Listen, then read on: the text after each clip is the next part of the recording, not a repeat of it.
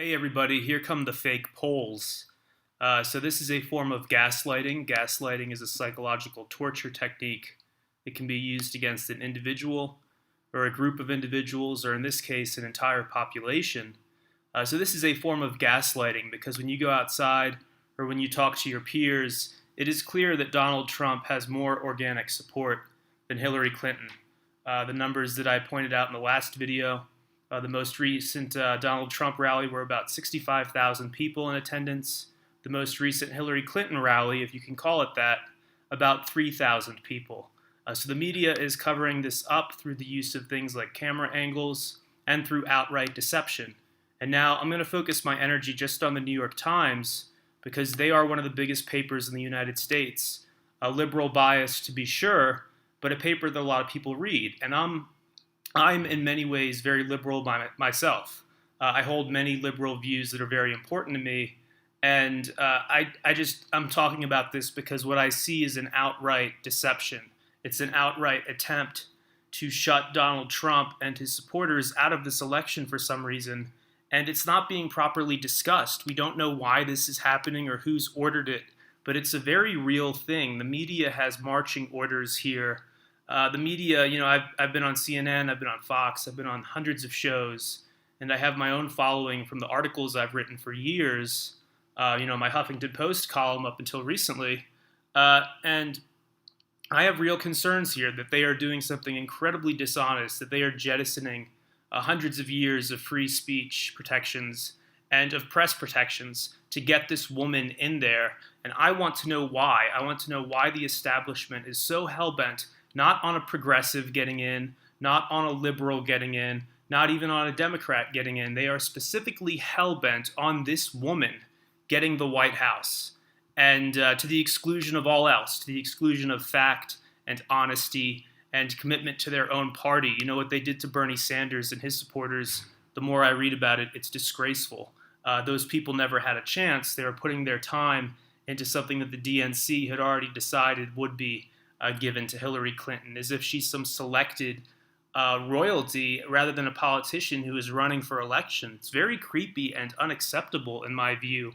And I have some problems with the GOP for sure, but you got to hand it to them. This is a party that's been out of power for the past 8 years, and although they fought tooth and nail to keep Donald Trump out, the numbers were so overwhelming, Trump's support was so overwhelming, that at the end of the day, they let him become the nominee. And that really says something, whereas the one that people liked on the left, Bernie Sanders, was shut out and had the media attacking him in much the same way that they're now attacking Donald Trump. And so the fake poll numbers are, to me, beyond the pale. New York Times is tweeting out stuff showing that Hillary Clinton has between an 81% to 86% chance of winning the election. I'm sorry, folks, that is gaslighting. It's psychological torture. When you go outside, it's clear that Hillary Clinton has no real organic support. I was in a very liberal neighborhood last night. The bumper stickers, a few bumper stickers that were in support of Bernie and hadn't been scraped off yet. One bumper sticker said, "I don't know, not Trump though, 2016. That's not exactly overwhelming support for Hillary Clinton. Not a single Hillary Clinton bumper sticker. And let's just go through some of these tweets that the New York Times has been sending out this weekend. This is outright propaganda. And again, I am one of these people. I am media. And the media has always been lazy and biased. If you want them to cover a story, you have to do about 99% of the research yourself, and you have to spoon feed the important parts to the producer or to the segment supervisor to get it through. They've always been lazy and politically biased. We know that. But what's happening in this election cycle is quite different. It is Orwellian. It is like someone just flipped a switch, and we've got full-blown 1984 stuff right now, where Hillary Clinton is the great leader we all must support, and Donald Trump is sexist and racist and somebody we all must despise. But why must we despise this moderate businessman who is essentially the internet's candidate this time around? You know, he's a little too abrasive and loud for some of the people in the Midwest, but they're still going to get behind him. Between him or a woman who is very vicious but forgetful based on her WikiLeaks emails, she is a vicious, narcissistic woman who is forgetful. Those are not good leadership qualities. That's actually the recipe for disaster, in my view. So the New York Times just 3 minutes ago tweeted out Hillary Clinton abruptly left a 9/11 ceremony in New York after she became, quote, overheated. And then here's a quote from the Clinton spokesman. During the ceremony, she felt overheated, so she departed to go to her daughter's apartment and is feeling much better. So they run as fact a quote from Clinton's spokesman. This is PR. It's PR to say that she was overheated.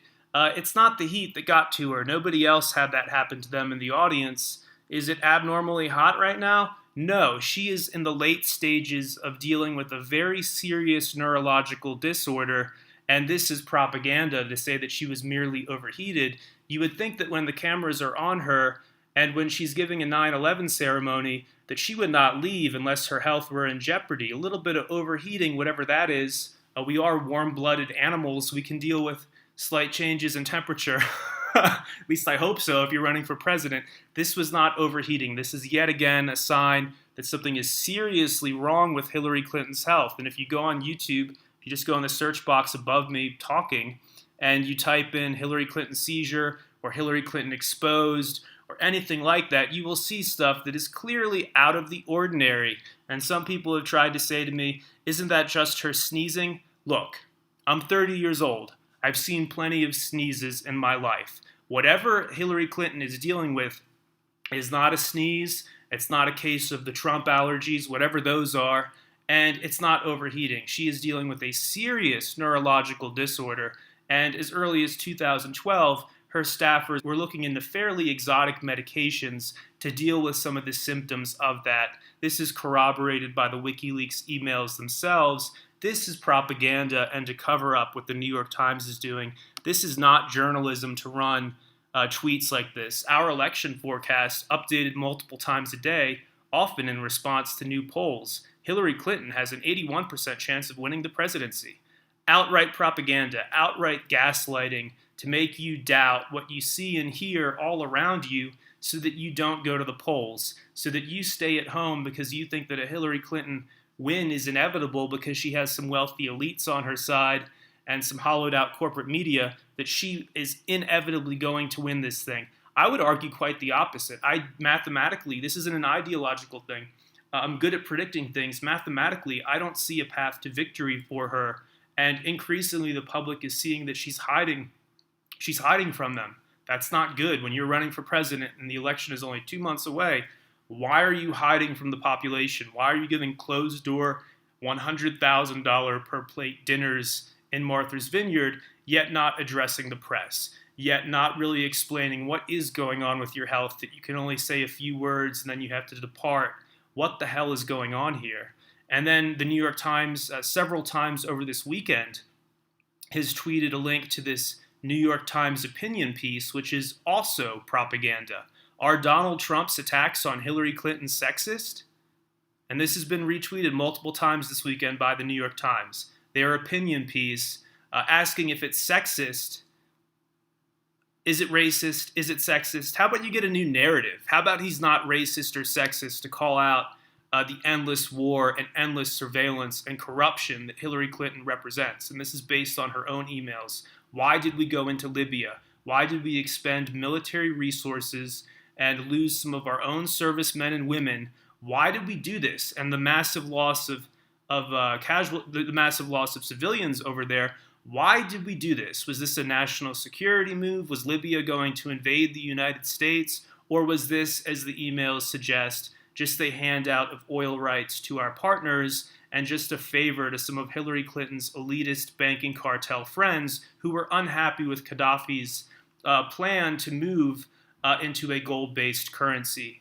That doesn't sound to me like reasons to put American lives on the line to protect the profits of one of Hillary Clinton's backers. That, to me, is unacceptable. But other researchers can dig further into Libya. I just want to focus this video on the propaganda that Americans are being hit with by their own media. Media that should be protecting us is instead trying to push us to vote for a woman who is a predator, who is a vicious, forgetful predator suffering from some kind of neurological disorder, which she has attempted to cover up, which obviously has blown up spectacularly in her face, the cover up, because here we are talking about it. Another New York Times tweet: Hillary Clinton addressed theories about a coughing attack with humor and antihistamines, again pushing the narrative that she's suffering from some kind of allergies. This is propaganda. This is dishonest. It is not a mere allergy reaction. Again, serious neurological disorder. Again, seeking out exotic prescriptions from at least 2012 onward to battle some of the symptoms of this disorder. And then after all the corruption that has been outed surrounding the Clinton Foundation, the New York Times has the nerve to run another New York Times opinion piece questioning whether Mr. Trump engages in pay-to-play politics. Okay, after you sift through the last 15 years of corruption and foreign donations and pay-to-play influence within the Clinton Foundation and within the highest levels of U.S. government, thanks to Hillary Clinton's time as Secretary of State, once you've sifted through those things as a media outlet and as a newspaper, you're more than welcome to criticize any potential conflict of interest that Mr. Trump has shown. But to put these two things on the same level is obscene and is, again, propaganda. And then you have a tweet that appears to be just a campaign advertisement, but is actually a tweet and article from the New York Times itself. A look inside Hillary Clinton's new campaign plane. Wow, real hard-hitting journalism there. So this stuff sickens me, and that's why I'm speaking out about it. Again, I'm still very liberal in many respects.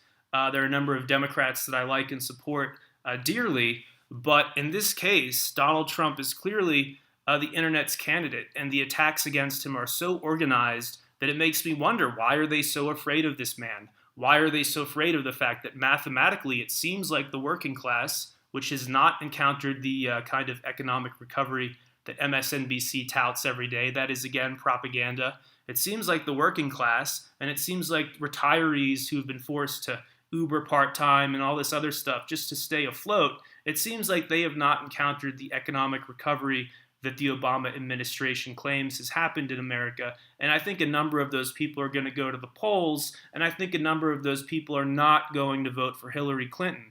So we have a lot of unanswered questions here. Thank you guys for watching. And if you are new, hit the red button below so you get all my future videos whenever you're logged into YouTube.